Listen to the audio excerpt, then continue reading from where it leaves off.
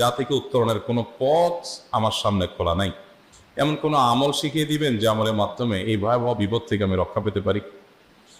ভাইরা আমার, এই ধরনের প্রশ্ন আমাদের কাছে অহরহ আসে যে এমন বিপদে আছেন যে বিপদ থেকে আসলে রক্ষা পাওয়ার জন্য আপাত দৃষ্টিতে কোনো পথ দু চোখে দেখতে পাচ্ছেন না, এক কথা দেয়ালে পিঠ থেকে গেছে।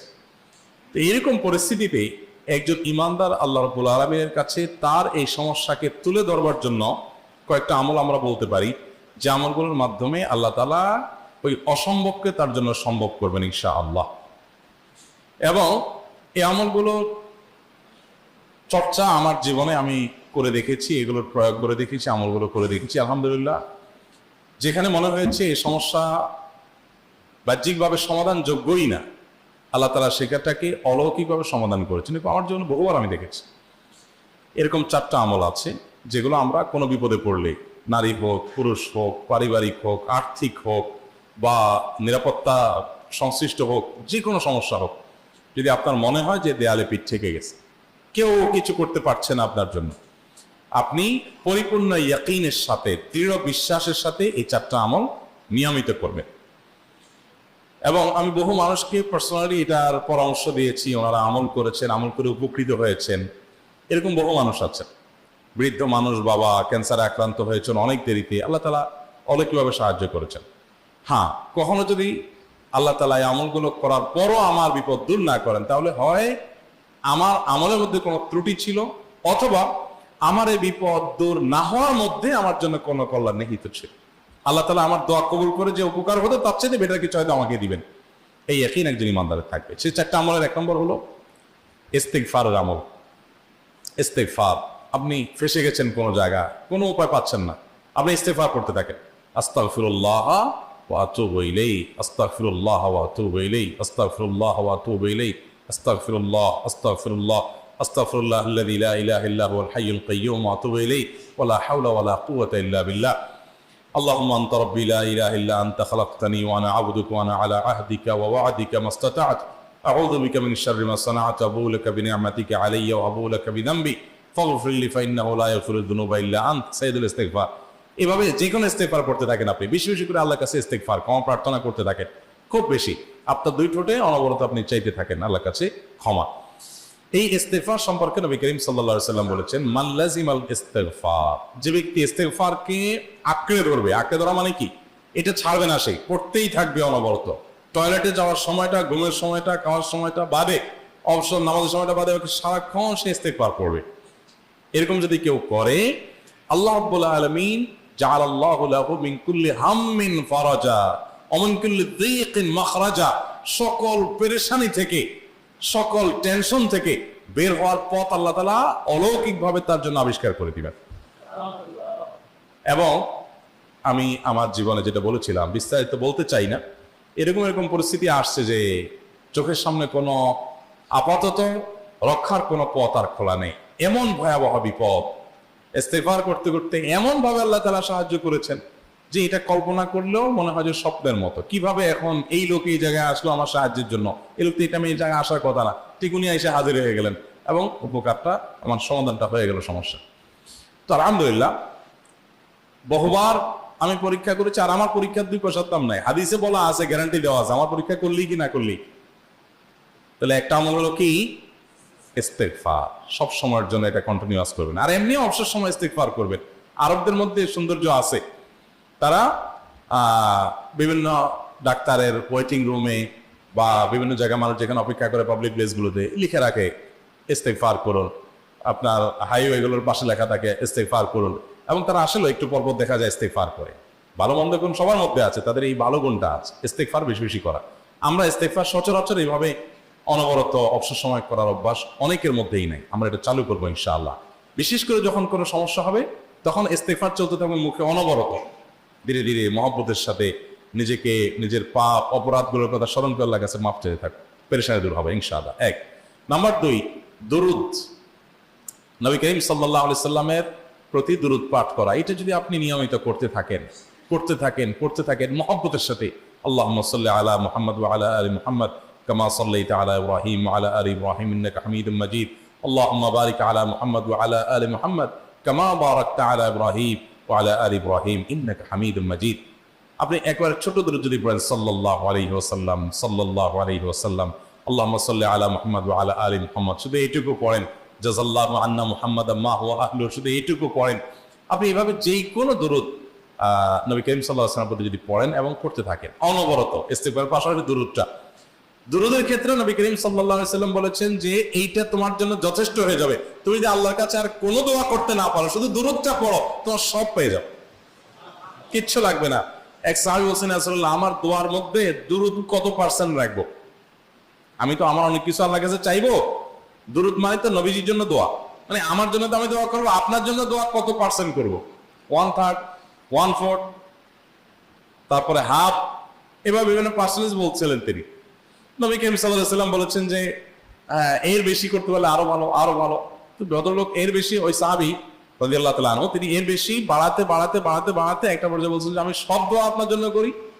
নবী করিম সাল্লাল্লাহু আলাইহি ওয়াসাল্লাম বলেছেন তাহলে তোমার আর কোনো দোয়াই করতে হবে না, এর মধ্যে সব দোয়া চলে আসবে। কারণ আপনি যদি বলেন আল্লাহ আপনার নবীর প্রতি আপনি রহমত নাজিল করেন, আপনার নবীর প্রতি আপনি শান্তি নাজিল করেন, আপনি যেটা দোয়া করেন, তো আল্লাহকে আল্লাহর নবীর প্রতি আপনি রহমত নাজিল করতে বললে আল্লাহ তাআলা আপনার প্রতি রহমত নাজিল করবেন কি করবেন না? আপনি কাউকে খুশি করতে চান, কার কাছ থেকে কিছু আদায় করতে চান, তার ছেলেটারে যদি হাদিয়া তোহফা দেন, আদর যত্ন করেন, তো বাই ডিফল্ট অটোমেটিকলি ওই লোকের সিম্পেথি আপনার দিকে আসবে। আপনি করে নিয়মিত আল্লাহ রাব্বুল আলামিন তার সকল পেরেশানির জন্য যথেষ্ট করে দিবেন, এই আমলটা সবগুলো দূর করার জন্য যথেষ্ট হয়ে যাবে। এই দুরুদের আমলটা আমি দেখেছি সুবহানাল্লাহ গুলির মতো কাজ করে। আজকের ঘটনা, এক ভদ্রলোক সকালে একটা টেলিভিশন চ্যানেলে, বেসরকারি চ্যানেলে প্রোগ্রাম শেষ করে নামছিলাম লিফটে, তো উপস্থাপক উনি বলছিলেন যে ভাই মানে দুরুদের আমল করে আমি কিছুদিন আগে একটা ইয়াতে মানে এমন একটা অবস্থা যে এইটা থেকে বের হওয়ার কোনো পথ আর নাই, শুরু করলাম দুরুদ অনবরত, এরপরে আল্লাহ তাআলা আমাকে এমনভাবে উদ্ধার করলেন আমি কল্পনাও করতে পারি। আলহামদুলিল্লাহ এই আমলগুলো করে অনেক ভাইরা আমাকে অভিজ্ঞতা জানাইছে যে আলহামদুলিল্লাহ তাদের অভিজ্ঞতা হলো কি। হ্যাঁ ওই যে বললাম, কখনো যদি আল্লাহ তাআলা আপনার দোয়া কবুল না করেন তাহলে হয় আমার ত্রুটি আছে, আর না হলে আমার জন্য আল্লাহ তাআলা ইচ্ছে বেটার কিছু রেখেছেন, আমি সেই ইয়াকিন রাখবো ইনশাআল্লাহ বিদিনিল্লাহ। আর এই দোয়াতে সমাধান হবেই হবে, সে বিশ্বাস থাকতে হবে। নবী করিম সাল্লাল্লাহু আলাইহি ওয়াসাল্লাম বলেছেন, হাদিসে কুদসিতে আল্লাহ বলেছেন আনা ইনদা যান্নি আবদি বি, বান্দা আমার মধ্যে যেমন ধারণা করে আমি তেমন আচরণ করি। এখন আপনি যদি চিন্তা করেন করে দেখি হয় কিনা, দেখি ট্রাই করি, তাহলে ওই আল্লাহ তাআলা বলবেন ঠিক আছে দেখতে থাক। আপনি যদি ইয়াকিন করেন যে না নবী করিম সাল্লাল্লাহু আলাইহি ওয়াসাল্লাম যে বলেছেন অতএব সেটা হবেই, আর আল্লাহ রাব্বুল আলামিনের কাছে আমি ওইভাবেই চাবো যে আল্লাহ দিবেনই, আমি নিয়েই ছাড়বো, ইনশাআল্লাহ গুলি মিস হতে পারে, আপনার দোয়া মিস হবে না।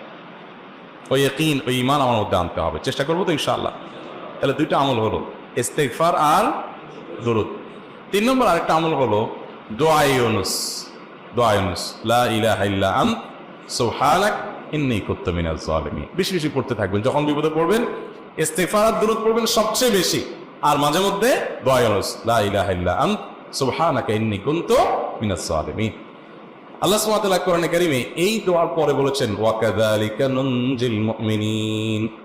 এই দোয়া পাঠ করার মাধ্যমে ইউনুস আলাইহিস সালামকে পৃথিবীর ইতিহাসের সবচেয়ে অলৌকিক ঘটনা, সকল সায়েন্স, সকল আপনার বিজ্ঞানের তত্ত্ব সবগুলোকে আপনার সবগুলোর বিপরীতে বা সবগুলোকে আপনার ভুল প্রমাণ করে দিয়ে ওই জায়গাটার জন্য আল্লাহ তাআলা ইউনুস আলাইহিসকে মাছের পেটে ঢোকার পর সেখান থেকে আবার জীবিত রেখে বের করেছে। অক্সিজেন অভাবে তো সেখানে এমনি মারা যাওয়ার কথা, আরো নানা কারণে মারা যাওয়ার কথা, তাই না? কিন্তু আল্লাহ তাআলা তাকে রক্ষা করেছেন, কারণ এই বিপদে পড়ার পর থেকে এটা পড়তেছিলেন লা ইলাহা ইল্লা আনতা সুবহানাকা ইন্নী কুনতু মিনাজ জালিমিন। তো আল্লাহ তাআলা কোরআনে বলেছেন এটা ইউনুস, তার নবী ইউনুস আলাইহিস সালামকে আল্লাহ তাআলা এটার মাধ্যমে রক্ষা করেছেন, সেটা তার জন্য খাস না, এটা তার জন্য স্পেশাল না, বরং আল্লাহ বলেছেন ওয়া কাযালিকা নুনজিল মুমিনিন, এটা দিয়ে আমি তাকে রক্ষা করেছি, একইভাবে ঈমানদারদেরকেও এটার মাধ্যমে রক্ষা করব।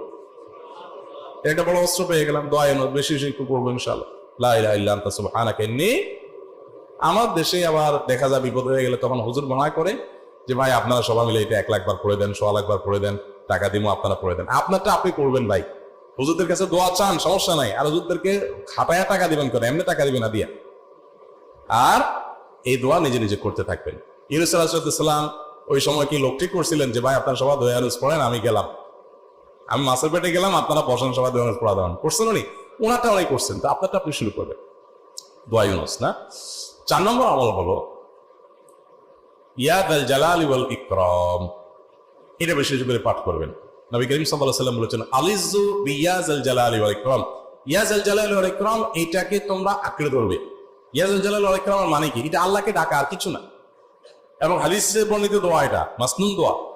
ইয়াজাল জালালি ওয়াল ইকরাম মানে হে মহা ক্ষমতার অধিকারী, প্রতাপশালী এবং সম্মানের মালিক, এটা বলার মানে হলো আল্লাহর কাছে নিবেদন করা, যেহেতু আপনার প্রতাপ আছে, আপনার জালাল আছে, আপনার বড়ত্ব আছে, হে বড়ত্বের অধিকারী এবং হে সম্মানের অধিকারী, আপনার যেটা আল্লাহ তাআলা এটা, আপনার যদি এটা আছে, অতএব হে আল্লাহ আপনি আমাকে এটা দান করুন, আপনার সেখান থেকে আমার প্রতি রহম করুন, আপনার সেখান থেকে আমাকে, আপনার বড়ত্ব থেকে আমাকে আপনি হেফাজত করুন, আপনার একরাম থেকে আমাকে আপনি, তা দিয়ে আপনি আমাকে রহম করুন। তো সেই দোয়া আল্লাহ তাআলার কাছে নিবেদন করতে পারি, ইয়া দাল জালালি ওয়াল ইকরাম। এর পাশাপাশি তাহাজ্জুদের নামাজ এবং যে কোনো নফল নামাজ। কারণ নবী সাল্লাল্লাহু আলাইহি ওয়াসাল্লাম ইজা হাজাবা ও আমরুন সাল্লাহ, নবীজি সাল্লাল্লাহু আলাইহি ওয়াসাল্লামের কোনো পেরেশানি শুরু হলে আগে ওযু করে 2 রাকাত নামাজ পড়তেন, ওযু করে 2 রাকাত নামাজ পড়তেন। আমাদের যখন পেটে ব্যথা শুরু হয়, আগে কার কথা মনে পড়ে? ডাক্তারের কথা মনে পড়ে। যখন গায়ে জ্বর আসে, সবার আগে মনে পড়ে কিসের কথা? নাপা, নাপা, ঠিক না? জ্বর আসছে গায়ে, সবার আগে আমরা কি চিন্তা করি? নাপা।